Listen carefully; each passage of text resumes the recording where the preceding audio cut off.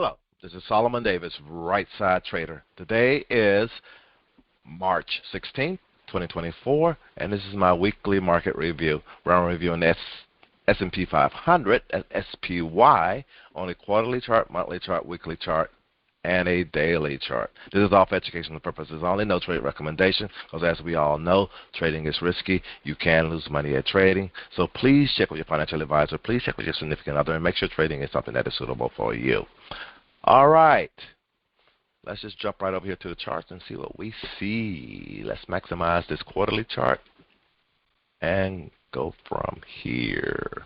All right, on this quarterly chart, as we can see, we're still fighting at that yearly R1. This market is having a hard time going higher at this time, and this is kind of expected. How long will this last? I don't know, but we've been expecting a pullback, and this SPY went up pretty high. It went above the R1, and now it's beginning to come back.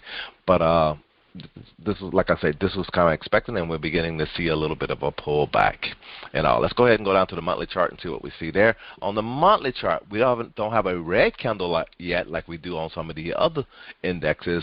The SPY is still green, and we're only 15 days, 16 days into the month, but we are getting a doji at a top right now. A doji at a top, like I mentioned, kind of like last week, is a point where it's helping us identify that we may be at a top, and this market may be getting ready to turn around and do a little bit of a pullback, because we are getting quite a bit extended off this 10 moving average, and it'd be kind of nice for it to come back down here and kiss this thing and bounce back up again, But that's what I see. Let's go ahead and go down to the weekly chart and see what we see there. On the weekly chart, we did not get a new weekly high. We had a doji last week. We got a doji again this week, meaning we are getting a little bit of a confirmation of this thing maybe turning over. But we didn't make a new low this week either.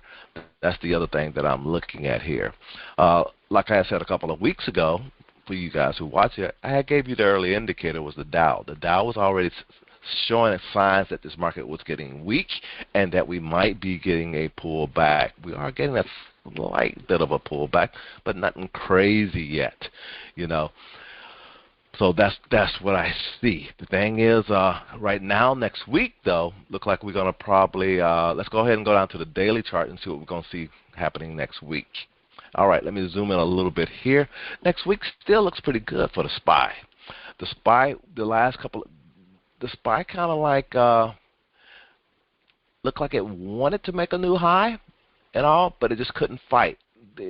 Getting up to that high, it had a lot of resistance. What I'm talking about, these tops right here. These tops here, as you can see, they had a hard time getting past this top right here. They came up there, came slamming back down. And then finally on Friday, this was option expiration week. That's what this line represents right here. And option expiration, future expiration also. So this market just kind of like, boom, the bottom, somebody pulled the bottom out. And we ended up down here in this area here.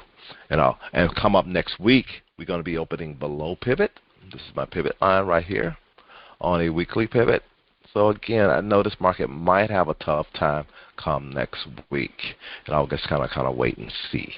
But that's it. That's all I really want to share. This is Solomon, Right Side Trader. Hope you guys had a great week. Hope you guys are having a great weekend, and I'll talk to you next week. Have a good one. Bye.